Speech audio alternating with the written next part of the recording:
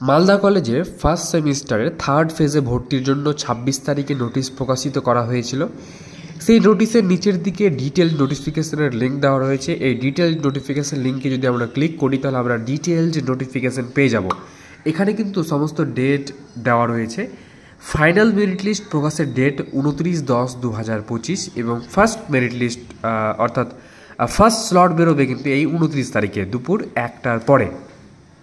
তো আমরা কীভাবে চেক করব মেরিট লিস্ট এবং ফার্স্ট স্লট কীভাবে আমরা দেখব, তার জন্য গুগলে সার্চ করব মালদা কলেজ। সার্চ করার পরে এরকম একটা পেজ আসবে। দ্বিতীয় নম্বর অপশানে থাকবে অ্যাডমিশন ২০২৫। এই অ্যাডমিশন ২০২৫-এ ক্লিক করব। ক্লিক করার পরে প্রথম অপশান দেখতে পাবো ইউজি অ্যাডমিশন। যেহেতু তুমি আন্ডার গ্র্যাজুয়েট ইউজি, তাই তুমি এই আন্ডার গ্র্যাজুয়েট ইউজি অ্যাডমিশনে ক্লিক করবে।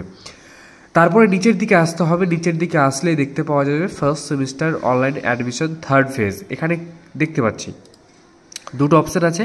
প্রথম হচ্ছে ফাইনাল প্রফেশনাল মেরিট লিস্ট। এখানে ক্লিক করলে আমরা কিন্তু সাবজেক্ট ওয়াইজ মেরিট লিস্ট পেয়ে যাব। তুমি কোন সাবজেক্টের দেখতে চাইছো এখানে দেখতে পাচ্ছ সাবজেক্ট ওয়াইজ কিন্তু লিস্ট দেওয়া রয়েছে। তুমি সেখানে ক্লিক করে লিস্ট দেখে নিতে পারো।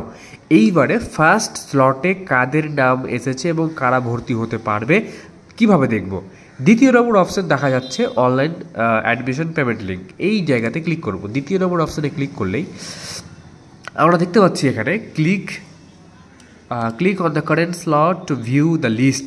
২৯ তারিখে ফার্স্ট স্লটে কারা কারা সুযোগ পেয়েছে তার লিস্ট কিন্তু এই জায়গাতে আমরা দেখতে পাবো। কারেন্ট স্লটে ক্লিক করলে কিন্তু আমরা দেখতে পাবো। বুঝতে পারলাম। এখানে দেখতে পাচ্ছি এখানে ক্লিক করলে কিন্তু পরবর্তী সাবজেক্টগুলো বেরিয়ে আসবে। এই স্লটে অর্থাৎ ফার্স্ট স্লটে যাদের যাদের নাম এসেছে তারা কিন্তু ভর্তি হতে পারবে। সময় কতক্ষণ? দুপুর ১টা থেকে সন্ধ্যা ৭টার মধ্যে কিন্তু পেমেন্ট করতে হবে। ব্যাস, এই ছিল ছোট্ট একটি ভিডিও। যারা ফার্স্ট স্লটে বা যাদের যে স্লটে নাম আসছে এবং যত তারিখ সময় দেওয়া আছে সেই সময়ের মধ্যেই সন্ধ্যা ৭টার মধ্যেই কিন্তু পেমেন্ট করে ভর্তি প্রক্রিয়া কমপ্লিট করতে হবে। ভিডিওটি শেয়ার করো বন্ধুদের মাঝে এবং তোমার গ্রুপগুলোতে শেয়ার করো যাতে সবাই খবরটি জানতে পারে। কোনো প্রশ্ন থাকলে কমেন্ট বক্সে কমেন্ট করো। দেখা হবে পরের কোনো ভিডিওতে নতুন কিছুর সাথে। Thank you so much for watching this video.